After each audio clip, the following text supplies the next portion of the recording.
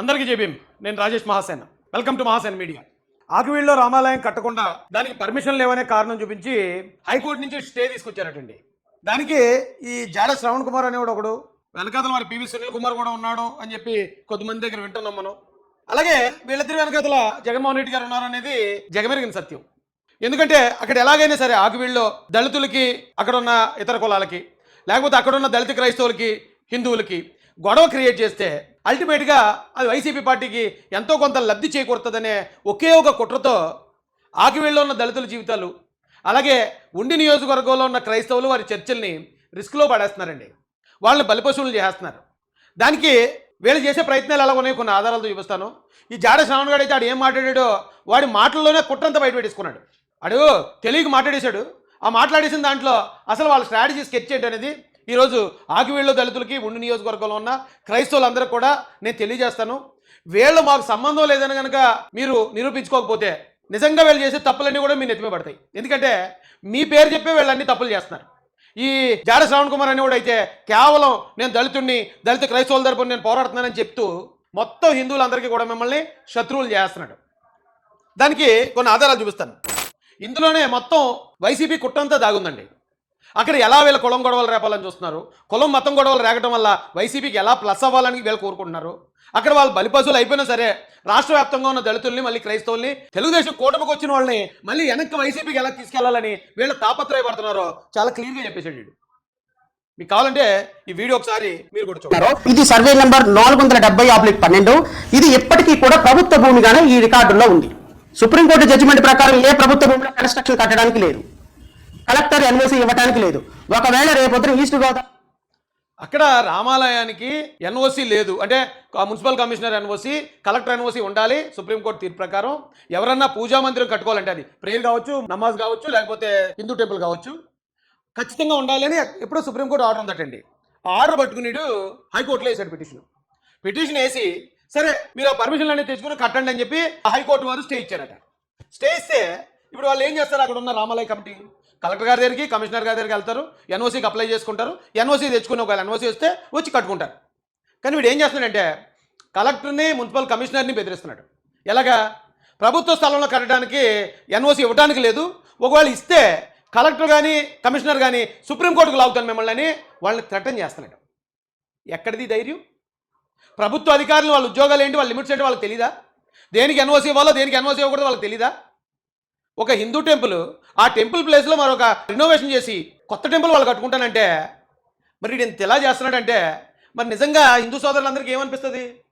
అరే మొత్తం అందరూ వీళ్ళు ఎలా ఉన్నారేమో, ఎస్సీలు అందరూ ఎలా ఉన్నారేమో, లేకపోతే క్రిస్టియన్స్ అందరూ ఆ హిందూ టెంపుల్ని అడ్డుకోవడానికి ఇలా రౌడీజం చేస్తున్నారేమో అని మొత్తం కమ్యూనిటీకి అంతా చెడ్డపేరు కదా ఇది. ఎగ్జాంపుల్కి ఇప్పుడు మా ఊరోడు ఉత్తరకంచి మాది, ఏదో ఊరు వెళ్ళాడు, హైదరాబాద్ వెళ్ళాడు. హైదరాబాద్ వెళ్ళి అక్కడ ఏదైనా గొడవ పెట్టేసుకుని నేను ఉత్తరకంచి చూడరా మీ సంగతి వెళ్తానని ఏమన్నా పొడిసేసి వచ్చాడు అనుకోండి, ఏమంటారు అక్కడ వాళ్ళు అందరూ? మొత్తం చెడ్డపేరంతా ఉత్తరకంచికి వస్తుంది కదా.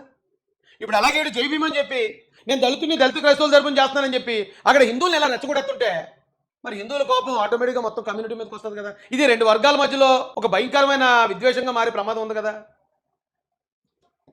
కలెక్టర్ని, నేను తోపుని, నేను తురుంకాన్ని, నేను పెద్ద డిప్యూటీ స్పీకర్ని ఎన్ఓసి అడగడానికి ప్రయత్నం చేశారనుకోండి, కలెక్టర్ సుప్రీంకోర్టు ముందుకు వెళ్ళి చేతులు కట్టుకొని కంటెంప్ట్ ఆఫ్ కోర్టులో కూర్చోవాల్సి వస్తుంది. డిస్ట్రిక్ట్ కలెక్టర్ని, ఫస్ట్ క్లాస్ మేజిస్ట్రేట్, ఇండియన్ గతంలోనే జడ్జిని అని చెప్పుకుంటాడు. జస్ట్ మున్సిపల్ మేజిస్ట్రేట్ అంటే ఒక మండలానికి ఉన్న ఒక కోర్టుకి జడ్జిగా చేశాడు. అయితే పీకేశారండి. అందుకే ఆడిడు అన్న ఒకవేళ ఇటు జడ్జిగా ఉండుంటే కనుక నేను గౌరవిద్దును. ఆ పీకేసిన తహసీల్దార్ వచ్చి ఒక జిల్లా కలెక్టర్ని అంటే డిస్ట్రిక్ట్ మేజిస్ట్రేట్ని నేను తోపుని తురునని కానీ నువ్వు కనుక ఇస్తే నేను తీసుకెళ్ళి నేను సుప్రీంకోర్టు ముందు చేతులు కట్టి నిలబెడతానని బెదిరిస్తున్నాడు. వీడు బ్లాక్మెయిల్ చేస్తున్నాడు. ఎక్కడిదండి ఇంత ధైర్యం? ఏం చూసుకుని ఎవరున్నారు వీళ్ళు వెనకాతల, ఎవరు రెచ్చగొడుతున్నారు? ఇలాగా వీడు రెచ్చగొడితే వీడితో పోతా ఇది.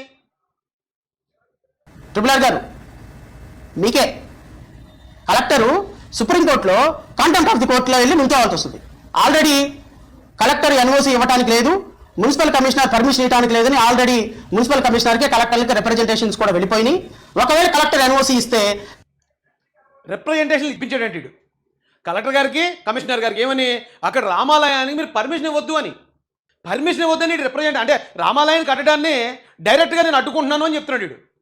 ఏదో విధంగా రెచ్చగొట్టాలి. దళితుల ముసుగులోనో, క్రిస్టియన్స్ ముసుగులోనో అవతలోని గిల్లేస్తే అవతలకి ఏదైనా కోపం వచ్చి చేస్తే వెంటనే ఇదిగో చూసారా దళితులారా క్రైస్తవులారా మీరు కూటమి ప్రభుత్వాలు ఇలా దెబ్బ ఇందుకే వాళ్ళ కేసులు పడ్డానికి వాళ్ళు ఇబ్బంది పడ్డానికి కారణం వీడు. కానీ వీడు ఏం చెప్తాడు, కూటమి ప్రభుత్వాలు మీరు ఇబ్బందులు పడుతున్నారు కాబట్టి ఇగో జగన్మోహన్ రెడ్డి గారికి ఓటేయండి. కేవలం ఓట్ల కోసం అక్కడ ఉన్న ప్రజల్ని వాళ్ళ జీవితాలు రిస్క్లో పెట్టేస్తున్నారండి వీళ్ళు. కలెక్టర్ ఎన్ఓసి సుప్రీంకోర్టులో రేపొద్దున ఛాలెంజ్ చేయడానికి ఆ లోకల్ ప్రజలు సిద్ధంగా ఉన్నారు. కంటెంప్ట్ ఆఫ్ ది కోర్ట్ వేస్తాం, న్యాయస్థానంలో పోరాటం చేస్తాం. అక్కడ గొంతెన్నమ్మ గుడి మాత్రమే కట్టాలి అనేది లోకల్ ప్రజల యొక్క ఆలోచన. లోకల్ ప్రజల ఆలోచన అయితే లోకల్ ప్రజలు చెప్పాలి కదా, నువ్వెందుకు చెప్తున్నారో నాన్ లోకల్ గడివి. లోకల్ ప్రజలు చెప్పుతున్నారు, మన లోకల్ ప్రజలు ఆల్రెడీ మాట్లాడారు. ఎవడో పనికిమాలలో వచ్చి మమ్మల్ని రెచ్చగొడితే మేము మా వాళ్ళు ఇలాగ ఇబ్బంది పడ్డారండి, మాకు ఆ ఉద్దేశం లేదు. రఘురామరాజు గారితోనే అక్కడ ఉన్న రామాలయం ఆ కమిటీతో మేము కాంప్రమైజ్ అవుతామని లోకల్లో ఉన్న దళిత నాయకులు చెప్పారు కదా. నీ వెనకాతలు ఏ లోకల్లో ఉన్నాడు ఇప్పుడు? ఒకవేళ నిజంగా లోకల్లో ఎవరన్నా ఉంటే నువ్వు పక్కన కూర్చోబెట్టుకుని ప్రెస్ మీట్ పెట్టాలి కదా. ఆకివీడు ఉండి నియోజకవర్గాల్లో ఉన్న క్రైస్తవులకి దళితులకి చెప్తున్నాను, ఈ పకోడీ గారు చేసే పనికి మాకు సంబంధం లేదని ఒక ప్రెస్ మీట్ పెట్టి చెప్పండి. లేదంటే వీడు మీ అందరి మీదకి ముప్పు తీసుకొస్తాడు, మీ అందరినీ ఇబ్బంది పెడతాడు. ఎందుకంటే ఈ రోజున రామాలయానికి ఎన్ఓసి అడుగుతున్నారంటే, రామాలయానికి ఎన్ఓసి లేదు కాబట్టి నేను ఆపుతాను అన్నాడంటే ఎన్ని చర్చలకు ఉన్నాయి ఎన్ఓసీలు? ఎన్ని చర్చలకు పర్మిషన్లు ఉన్నాయి? మొన్నే 113 చర్చలకి రఘురామరాజు గారు నోటీసులు పంపించారన్నారు. పంపించారన్నప్పుడు అదే నోటీసులు మళ్ళీ వెనక్కి తీసుకున్నారని కూడా అన్నారు. ఊరికే నోటీసులు ఎందుకు వెనక్కి తీసుకుంటారు? ప్రభుత్వం ఎంతో కొంత కన్సర్న్ చూపిస్తుంది కదా. ప్రభుత్వం ఎంతో కొంత కన్సర్న్ చూపించి వెనక్కి తీసుకుంటున్నప్పుడు ఇలాంటి పకోడీగాళ్ళు వెళ్ళి రెచ్చగొడితే, మళ్ళీ చెప్తున్నాను, ఆ ఉండి నియోజకవర్గంలో అన్ని చర్చలకి మీకు పర్మిషన్ ఉందా లేదని మళ్ళీ నోటీసులు ఒకవేళ వచ్చాయనుకోండి, దానికి కారణం వీళ్ళు. మీరు జాగ్రత్తగా గమనించండి. మీకు మీ చర్చలకు నోటీసులు ఇప్పించి మీ చర్చలను ఇబ్బందులు పడేసి అప్పుడు మళ్ళీ ఇక మీరు బాగుండాలంటే మీరు జగన్ గారు కొట్టేయండి, వైసీపీ కొట్టేయండి, రేపు మేము గెలిస్తే మిమ్మల్ని కాపాడతామని మిమ్మల్ని మీ లైఫ్ని రిస్క్లో పెట్టడానికి తయారవుతున్నారు వీళ్ళు. ఆలోచన ప్రకారం అధికారులు కూడా నిలబడాలి. Because it is a democratic country, people's wish should be respected. ఇది మీరు మైండ్ లో పెట్టుకుంటే బాగుంటుంది. ఎట్రా జయప్రదలాగా అన్నవేంట్రా, ఈ సేమ్ జయప్రదలాగా యాక్ట్ చేస్తున్నావు. లేదు రామాలయం కడతాను, లేకపోతే నేను ఇంకో చర్చి కడతాను, లేకపోతే పడేస్తాను, రాష్ట్రం మొత్తం అల్లకొల్లను సృష్టించండి, అది మీ కూటమి. రఘురామకృష్ణరాజు గారు ఒక కండవా వేసుకొని జై భీమ్ అన్నంత మాత్రాన అక్కడ జై భీమ్ అవ్వదు, జై శ్రీరామ్ అన్నంత మాత్రాన అక్కడ జై శ్రీరామ్ అవ్వదు. అక్కడ మీరు మతాలని కులాలని రెచ్చగొట్టే వ్యవస్థను పక్కన పడేసి నిజాయితీగా అక్కడ ఏం గుడి ఉందనేది అధికారులు లోకల్ ప్రజలు తేల్చుకుంటారు. మీరు కొంతకాలం రాజకీయాల్ని ఇదిగా రఘురామరాజు గారి సమస్య కాదు, ఇది ఆల్రెడీ స్టేట్ అంతా హిందువులందరికీ స్ప్రెడ్ అయింది. అది మన రామాలయం అట. ఇప్పుడు చాలా గ్రామాల్లో రామాలయాలు చాలా శిథిలావస్థలో ఉన్నాయి. ఆ రామాలయాలు బాగు చేయడానికి అక్కడ ఉన్న కమిటీలు ఫండ్ రైజింగ్కి చాలామంది తిరుగుతున్నారు కూడా. కానీ అక్కడ జరిగింది ఆకివీడు రామాలయం దగ్గర ఒక్క రోజులో ₹1 కోటి ఎలా కలెక్ట్ అయింది? ఆ ఒక్క పాయింట్లో మీరు అర్థం చేసుకోవాలి. రాష్ట్రంలో ఉన్న హిందువులందరూ అక్కడ రామాలయాన్ని కనెక్ట్ అయ్యారు. ఏంటి ఆ రామాలయాన్ని అంత శిథిలావస్థలోకి వెళ్ళడం ఏంటి, అంత అలాగా మురికిలా తయారు చేయడం ఏంటి, మళ్ళీ ఆ తర్వాత అది క్లీన్ చేస్తే గొంతెలం కూడా అంటం ఏంటి అని హిందువులకి ఆల్రెడీ డౌట్ వచ్చింది. అయితే అక్కడ ఉన్న హిందూ నాయకుల మీద కూడా డౌట్ వచ్చింది. ఎందుకంటే ఏంటి ఇన్ని సంవత్సరాల నుంచి అంత మురుగు పట్టేసినా ఎందుకు వీళ్ళు చూడలేదు, ఎందుకు వీళ్ళు పట్టించుకోలేదని హిందూ నాయకుల మీద డౌట్ వచ్చింది. అట్ ద సేమ్ టైం అక్కడ ఉన్న దళితుల మీద వాళ్ళకి సంబంధం లేదు కదా, వాళ్ళు ఎందుకు కట్టుబడుతున్నారు అనే బాధ కూడా వచ్చింది. ఆ క్రమంలోనే ₹1 కోటి రేట్ చేశారు. ఆ ₹1 కోటి వాళ్ళు కట్టుకుంటారంటున్నారు. వీడికి ఎందుకు ఆకువిడి నుంచి పక్కకు జరిపి ఈ ప్రెస్ మీట్లు పెట్టడం ఇవన్నీ పెట్టడం మానేస్తే కొంత ఉద్రిక్తలు తగ్గుతాయి. లేదు అనుకోండి మీరు అక్కడ కట్టాలి ఆందోళనతో వెళ్ళి నా దగ్గర డబ్బులు ఉన్నాయి, బుల్డోజర్తో నేను పడేస్తాను, నేను ఇష్టం వచ్చింది కడతాను, నాకు ఆల్రెడీ ₹1 కోటి వసూలైంది, లేకపోతే ఇంకో ₹1 కోటి నేనే ఖర్చు పెడతాను అన్నారు అనుకోండి, రేపొద్దున లీగల్గా జరగాల్సింది జరుగుతుంది. లోకల్ ప్రజలతో గొడవలు వస్తాయి. ఇది రాష్ట్ర వ్యాప్త ఉద్యమం. లోకల్ ప్రజలతో గొడవలు వస్తాయని రెచ్చగొడుతున్నాడు. అలాగే రెచ్చగొట్టే 56 మందిని జైలుకి పంపించాడు వీడు. వీళ్ళందరూ కలిసి అలా రెచ్చగొట్టి 56 మందిని జైలుకి వీడు కనీసం వెళ్ళాడా జైలుకి? ఆ 56 మందిని వీళ్ళు రెచ్చగొట్టిన దానివల్ల పాప ఇబ్బంది పట్టి 56 మందిని పరామర్శించాడా? ఇప్పుడు మళ్ళీ రెచ్చగొడుతున్నాడు, గొడవలు జరుగుతాయి అంటే మళ్ళీ వీళ్ళు కొంతమంది కిరాయిగాలను పెట్టి గొడవ చేసి అక్కడ ఉన్న ఆకువీళ్ళలో ఉన్న దళితుల్ని మళ్ళీ కేసులు ఇరికించేస్తారు. కేసులు ఇరికించేసి అది కూటమి ప్రభుత్వం మీ మీద కేసులు పెట్టించింది కాబట్టి మీరు రేపు 29 ఎలక్షన్లో మాకు ఓటు వేయండి అని ఓట్లు అడుక్కుంటారు. అవుతుంది. అప్పుడు మీరో మేమో చూసుకోవాల్సిన పరిస్థితి వస్తుంది అని లోకల్ ప్రజలు అంటున్నారు.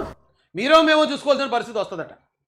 అంటే ఏంటి, హిందువులు క్రిస్టియన్సోనా లేకపోతే హిందువులు దళితులనా? ఏడో వద్దని అర్థం ఏంటి? మీరో మేమో చూసుకుందాం అంటే వీడు ఒక అతి గొప్ప జ్యుడిషియరీ వ్యవస్థ నుంచి వచ్చినోడు. వీడు రోడ్ల మీద అలాగా లేకపోతే ఎక్కడ పడితే అక్కడ తాగుపడిపోయి వచ్చినోడు కాదు. ఇలాంటోడు అలా మాట్లాడొచ్చు అంటే నువ్వు నేను చూసుకుందాం. ఇది మతాల గురించి మాట్లాడేటప్పుడు మళ్ళీ ఎంత సెన్సిటివ్ ఇష్యూ అండి ఇది. అంటే ఇంటెన్షనల్గా హిందువులను రెచ్చగొట్టమని వీడికి టాస్క్ ఇచ్చారు ఎవరు. ఒరే జాడా నువ్వు వెళ్ళి హిందువులను రెచ్చగొట్టే, ఆ హిందువులందరూ ఒకవేళ కోపోద్రిక్తులయ్యి అక్కడ ఆకువీళ్ళు ఏదైనా ఘర్షణ జరిగితే అది దళితుల మీద దాడిగా మనం చూపిద్దాం, రాష్ట్రంలో ఉన్న దళితులందరినీ రెచ్చగొడదాం. లేదా ఒకవేళ దళితుల అవతల మీద ఏమైనా చేస్తే ఆ దళితులు ఎలాగ కేసులు ఇరుక్కుని మళ్ళీ జైలుకి పోతారు. అప్పుడు ఇదిగో దళితులను అరెస్ట్ చేయించిన కూటమి ప్రభుత్వాన్ని మళ్ళీ ఆ యాంగిల్లో కూటమిని బదనాం చేద్దాం అనే టాస్క్ ఇచ్చారని అనిపించట్లేదండి? నిజంగానే అక్కడ రామాలయం ఉంది, రామాలయం కట్టాలి అనేది లోకల్ ప్రజలు ఇష్టమైతే పూర్తి స్థాయిలో రామాలయం కట్టడానికి మేము కూడా విరాళం ఇస్తాం. నువ్వు విరాళం తీసుకోలేరు. నీ మొహం చూస్తేనే ఎవడు తీసుకోడు. నువ్వు ఇచ్చిన విరాళం ఎవడు తీసుకుంటాడు నాయన? సో కాబట్టి నేను గౌరవనీయులైనటువంటి రఘురామకృష్ణరాజు గారికి చెప్తున్నా, ముందు మీరు డిస్ట్రిక్ట్ కలెక్టర్ దగ్గర నుంచి అనుమతి తీసుకోండి, మున్సిపల్ కమిషన్ దగ్గర నుంచి పర్మిషన్ తీసుకోండి. లోకల్ ప్రజల యొక్క అభిమతానికి అనుగుణంగా అక్కడ ఏముండాలి అనేది వాళ్ళు కట్టుకుంటారు తప్ప మీరు ప్రెస్ మీట్లో లోకల్ ప్రజల అభిమతం పదే అంటున్నాడు. నేను గతంలో కూడా చెప్పాను, చాలా చర్చలు హిందువుల మధ్యలో బీసీ కాలనీల్లో, ఓసీ కాలనీల్లో ఉన్నాయి. మరి నిజంగా ప్రజాభిప్రాయం ప్రకారమే ఉండాలి అనుకుంటే మరి వాళ్ళందరూ కూడా బయటకు వస్తారు కదా. ఈసారి మేము ఇగో ఇక్కడ మెజారిటీ హిందువులు ఉన్నామండి, ఇక్కడ ఈ చర్చ ఉండొద్దండి అంటారు. ఎందుకు ఇలా రెచ్చగొడుతున్నారు వీళ్ళు? రెచ్చగొట్టినప్పుడు అక్కడ ఉన్న స్థానికులు ఎందుకు మాట్లాడరు? మీరు ఎందుకు వీడికి మాకు సంబంధం లేదని మీరు చెప్పకపోతే మరి ఖచ్చితంగా ఇది కావాలని ఇంటెన్షనల్గా మతాలు కూడా సృష్టించడానికి వీళ్ళు అడుగులు వేస్తున్నారు కదండి. వచ్చి పిచ్చి పిచ్చి కామెంట్ పాస్ చేసి ఒక కులాన్ని ఒక మతాన్ని కామెంట్లు చేస్తూ ఉంటే ఇది ఎక్కడో చోట ఖచ్చితంగా బోస్ట్ అవుతుంది. అది మీ కూటమి ప్రభుత్వానికి మీ జుట్టుకు చుట్టుకుంటుంది. ఆల్రెడీ ఇప్పటికే కూటమి ప్రభుత్వం దారుడు బండి మీదకి వచ్చేసింది. ప్రజలు ఎవరు, అందులో క్రిస్టియన్లు ఎవరు, అసలు ఎస్సీలు ఎవరు కూడా మీ ప్రభుత్వాన్ని ముఖం మీద ఉమ్మేసే పరిస్థితి చూసారా? ఎస్సీలు ఎవరు, క్రిస్టియన్స్ ఎవరు మీ ప్రభుత్వాన్ని చూడలేదు అంటే వీళ్ళు ఇంటెన్షనల్గానే వాళ్ళిద్దరిని రెచ్చగొడుతున్నారండి. ఎస్సీలు రెచ్చగొడుతున్నారు గొడవలు ఏం చోట ఇది ఎస్సీ ఎస్టీ గొడవని, లేకపోతే క్రిస్టియన్స్ని రెచ్చగొడుతున్నారు గొడవలు ఏం చోట ఇది క్రిస్టియన్లు గొడవని. అంటే మీరు జాగ్రత్తగా గమనించండి, 2024 ఎలక్షన్లో ఎస్సీలు కానీ క్రిస్టియన్స్ కానీ మెజారిటీ ఓట్ బ్యాంకు వైసీపీ నుంచి తెలుగుదేశం పార్టీకి షిఫ్ట్ అయింది. అది వీళ్ళకి తెలుసు, జగన్కి తెలుసు, జగన్ గారి మనుషులకు తెలుసు. కాబట్టి వాళ్ళని అట్రాక్ట్ చేయడానికి మళ్ళీ లేని గొడవలను క్రియేట్ చేసి, అంటే వీళ్ళే కొట్టించేస్తారు, మళ్ళీ వీళ్ళే వెళ్ళి దానికి ఆయింట్మెంట్ పోస్తారు. ఒకసారి ఆలోచించండి, చాలా పెద్ద కుట్ర జరుగుతుంది. అది ఉండి నియోజకవర్గ కేంద్రంగా. అక్కడి నుంచి మతం గొడవలో రెచ్చగొట్టడానికి, అంటే వీళ్ళు మొన్నదాకా కోనసీమలో కులం గొడవల కోసం ట్రై చేశారు, ఇది పిఠాపురంలో కులం గొడవల కోసం ట్రై చేశారు. కానీ ఎప్పటికప్పుడే మాలాంటి వాళ్ళు చెప్పడం వల్ల అక్కడ కులం గొడవలు రేగడానికి అవకాశం లేకుండా పోయింది.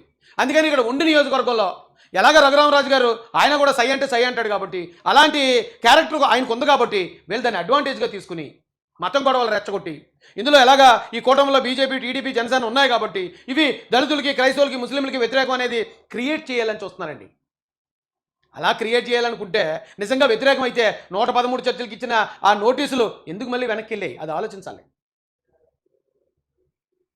ఉంది. ఇంకా ఇంకా ఇంకా ఇంకా మీ ట్యాక్స్ల వల్ల దిగజారిపోతుంది. మీరు చేసేది నిజంగా మా మంచి కోసమే నేను భావిస్తున్నాను. ఎందుకంటే ప్రభుత్వం మీద మీరు పోరాటం చేస్తున్నాం. మా వల్ల ఎన్ని ఓట్లు పోతే నాకైతే తెలియదు, కానీ మీ వల్ల సంకనాగిపోతుంది కూటమి ప్రభుత్వం. ఇంకా మేము మిమ్మల్ని వెల్కమ్ చేస్తున్నాం. మరి ఒక విధంగా మీరు మాట్లాడడానికి మేము ప్రోత్సహిస్తున్నామని అనుకోండి. మీరు మిమ్మల్ని ఎంకరేజ్ చేస్తున్నాం, మీరు మాట్లాడడానికి మేము ప్రోత్సహిస్తున్నాం, అంటే ఈ గొడవకి మేము ప్రోత్సహిస్తున్నాం అంటున్నాడు. గొడవ పెట్టడానికి మేము ప్రోత్సహిస్తున్నాం, మీరు మమ్మల్ని తిట్టే విధంగా మేము మా ప్రయత్నాలు, మా పనులు మేము చేస్తాం, మీతో మేము తిట్టించుకుంటాం, మీతో మా వాళ్ళని తిట్టిస్తాం. తిట్టించిన తర్వాత ఆటోమేటిక్గా ఇక వాళ్ళు తిడుతున్నారు కూటమి ప్రభుత్వానికి సంబంధించిన ఎమ్మెల్యే కాబట్టి మీరు కూటమి ప్రభుత్వాన్ని కోటేయకండి అని మా వైసీపీ వైపు మళ్ళించుకుంటాం. డైరెక్ట్గా చెప్తున్నాడండి. అయితే ఈ క్రమంలో, ఈ ప్రాసెస్ జరిగే క్రమంలో చాలామంది ఎస్సీలు, చాలామంది క్రిస్టియన్స్ ఇబ్బందులు పడిపోతారు. ఇప్పుడు అటువైపు జగన్మోహన్ రెడ్డి అండి, ఇటువైపు రఘురామరాజు గారు అండి, ఇద్దరు ఢీకొంటున్నారు. ఈ ఢీకొంటున్న క్రమంలో మధ్యలో వీళ్ళు ఎవరిని అడ్డు పెట్టుకుంటున్నారు? వైసీపీ వాళ్ళు క్రిస్టియన్స్ని, దళితులను అడ్డు పెట్టుకుంటున్నారు. అంటే రఘురామరాజు గారు కొట్టిన తప్ప వీళ్ళకి తగలదు డైరెక్ట్గా, జగన్ గారికి, వైసీపీ వాళ్ళకి, వీళ్ళకి తగిలేస్తుంది. ఒకవేళ ఇన్ కేసు వీళ్ళు దళితులతోని, క్రిస్టియన్స్ తోటి ఒకవేళ ఏదైనా వ్యతిరేకత తీసుకొస్తే దానికి అల్టిమేట్గా మళ్ళీ లబ్ధిదారులు ఎవరు? వైసీపీ వాళ్ళు. పోతే దళితులు, క్రైస్తవులు పోతారు, వస్తే వైసీపీకి ఓట్లు వస్తాయి. చూడండి స్ట్రాటజీ ఎలా ఉందో. ఆ స్ట్రాటజీకి ఇలాంటి వాళ్ళు పాములు. ఈ పావులు ఏం చేస్తాయంటే మేము దళితులమే, దళిత పుట్టు కుట్టామని చెప్పి దళితులు ముసుగులో వచ్చి సొంత జాతినే వీళ్ళు అయితే దెబ్బలకు అప్పగించేస్తారు, లేదా జైలుకి అప్పగించేస్తారు. ఇది ఆలోచించాలండి. ఎంత మాట్లాడితే మాకు అంత మంచిది. ఎందుకంటే మీరంత గొప్పగా, మీరంత ఎన్ని ప్రెస్ మీట్లు పెడితే, ఎంత సర్కాస్టిక్గా మాట్లాడితే, ఎంత కులాన్ని అవమానిస్తే, ఎంత క్రైస్తవ సాంప్రదాయాన్ని అవమానిస్తే, ఎంతమంది పాస్టర్లను చేస్తే ఆ పాస్టర్లకి, ఆ కులానికి సిగ్గు వస్తుంది. ఎందుకంటే వాళ్ళందరూ మీ ఓటేసి కాదు, ఓటేసి తిప్పి తను తెచ్చుకుంటున్నా కాదు, ఓటేసి సెకండ్ గ్రేడ్ పీపుల్ లాగా అవమానపడుతున్న భాగంగా మీరు చేసే ప్రతి కామెంట్ వాళ్ళ గుండెని తాకుతుంది. ఇది ఖచ్చితంగా మీ కూటమి ప్రభుత్వానికి ఒక దెబ్బ తగ్గుతున్నారైతే నేను భావిస్తూ నాకు అవకాశం ఇచ్చినటువంటి మీడియా. విన్నారు కదా, ఆడే చెప్పాడు. ఆ క్రిస్టియన్స్ కానీ, దళితులు కానీ అందరూ మీకు ఓటేశారు, అంటే కూటమి కొట్టేశారు. కాబట్టి మీరు వాళ్ళని కొట్టకపోతే, మీరు వాళ్ళ మీద గొడవకి వెళ్ళకపోతే మేము రెచ్చగొడతాం. వీళ్ళే రెచ్చగొడతారు. రెచ్చగొట్టైనా గొడవ క్రియేట్ చేసి ఎట్టి పరిస్థితుల్లోనూ ఆ వర్గాల్ని, క్రిస్టియన్స్ని, దళితుల్ని ఇబ్బంది పడేలా వీళ్ళే చేసి అప్పుడు మీరు మా వైపు రండి అని అడుగుతారటండి. ఏమి స్ట్రాటజీ చేశారు చూడండి. కాకపోతే వీడు తెంగరోడు కాబట్టి అంతా చెప్పేసాడు బయటికి. వీడు తెంగరపప్ప కాబట్టి వాళ్ళు చెప్పిన స్ట్రాటజీ ఇది సీక్రెట్గా ఉంచరా బాబు ఎక్కడ దాకానే మాట్లాడారంటే ఆ స్ట్రాటజీ కూడా బయట చెప్పేసాడు వీడు. ఉండి నియోజకవర్గంలో కానీ లేదా ఆ జిల్లాలో ఉన్న ఎస్పీ గారికి కూడా రిక్వెస్ట్ చేస్తున్నాం, డైరెక్ట్గా ఇక ఇలాంటి వాళ్ళు ఇంత పబ్లిక్గా మత విద్వేషాలు రేగేలాగా వీళ్ళు స్టేట్మెంట్లు ఇస్తున్నారు. జిల్లా మ్యాజిస్ట్రేట్ అయిన కలెక్టర్ గారిని కూడా వీడు థ్రెటన్ చేస్తున్నాడు, ఆ లోకల్ ఉన్న మున్సిపల్ కమిషనర్ గారిని ఇటు థ్రెటన్ చేస్తున్నాడు. ఇలాంటి వాళ్ళు ఇలా రెచ్చగొట్టి రండి చూసుకుందాం మీరో మేమో అని చెప్పి వీడు క్రిస్టియన్ ముసుగు వేసుకునో లేకపోతే దళితులు ముసుకేసుకునో హిందువులు రెచ్చగొట్టి అక్కడున్న దళితుల మీద క్రైస్తవుల మీదకి గొడవకి పురుగొల్పుతున్నాడు. అలాగే ఆలయానికి పర్మిషన్ లేదు, మీరు పర్మిషన్ లేకుండా కట్టడానికి లేదు అని ఆ రఘురామరాజు గారికి ఇక్కడున్న చర్చలు కూడా పర్మిషన్ లేదు, మీరు ఆ చర్చలన్నింటిని కూడా పడగొట్టండి అని వీడు ఇన్నర్గా హింటిస్తున్నాడు. ఇన్నర్గా ఇంటిచ్చి ఆయన్ని రెచ్చగొట్టి తద్వారా ఒకవేళ చర్చల మీద కానీ వస్తే ఇదిగో మీ చర్చలన్నీ పడగొడేస్తున్నారు, మరో మణిపూర్ అయిపోతుంది, క్రైస్తవులకు రక్షణ కావాలంటే మీరు ఖచ్చితంగా మా జగన్ గారు రేపు రావాలని ఈ ఓట్ బ్యాంక్ని షిఫ్ట్ చేసే ఒక స్ట్రాటజీ ఇది. ఈ స్ట్రాటజీని చాలా జాగ్రత్తగా గమనించాలండి. పోలీసులు అప్రమత్తంగా ఉండాలి. ఇలాంటి వాడు ఎవడైనా ఇలాంటి బొకడాగాళ్ళు ఇలాంటి అంటే 2 పార్టీల మధ్యలో బ్రోకరేజ్ చేసి ఇలాంటి వాళ్ళు 2 వర్గాల మధ్యన విద్వేషం లేపడానికి ట్రై చేసి ఇలాంటి బ్రోకర్ గాళ్ళకి ఖచ్చితంగా లీగల్ నోటీసులు ఇవ్వాలి. లీగల్ నోటీసులు ఇచ్చి వాళ్ళ కాజ్ ఏంటని షోకాజ్ నోటీస్ ఇచ్చి వాళ్ళ కాజ్ ఏంటనేది కనుక్కోవాలండి. లేకపోతే ఇంత పబ్లిక్గా ఎలా చేస్తూ ఉంటే మరి ఇంక ఇక్కడ చట్టం పోలీసు వ్యవస్థ ఏం చేస్తున్నట్టు?